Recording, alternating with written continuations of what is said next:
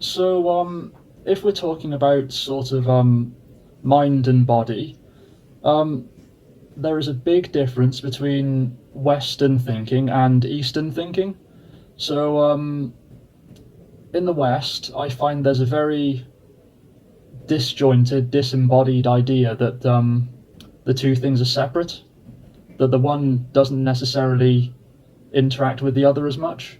And what I find is the Western way of thinking, it's very cold and analytical, and I do find the whole scientific method in general, it misses a lot of what we are as human beings and what encompasses health as well.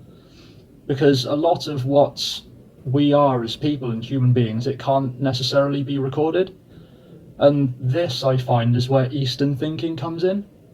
Because if you consider modern psychiatry and the actual treatment of mental illnesses in the West, it hasn't worked very well for the past 100 years. It's worked horrifically. They haven't got it right. And it was only when they started to take Eastern ideas into Western psychiatry that they started making breakthroughs in mental health.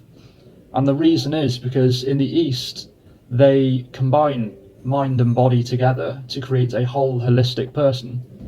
Wow. And what you will find is the two are very interconnected as well. So there are so many avenues I can go down with this. But one example, as we sort of previously discussed, is psychoneuroimmunology. The idea that your mind interacts with your immune system. Your mind and your brain actually connects with how you deal with viruses and how your body heals and this kind of thing. And if you want to look at some well-researched connections between mind and body, all you have to do is look into the placebo effect. And when you look into the placebo effect, you get this huge psychosocial connection between the mind and the body. For example, in pain management, there's been studies where, for example, people have been given morphine and its antidote called naloxone. So morphine is a very strong painkiller, and to reverse it, to stop it from happening, you can give naloxone. So in these studies, they gave a patient some pain, and then they gave them morphine, for example, and they found the morphine helped. But in another example, they gave a placebo, so saline salt water instead of morphine, and they found they had the same improvement in pain.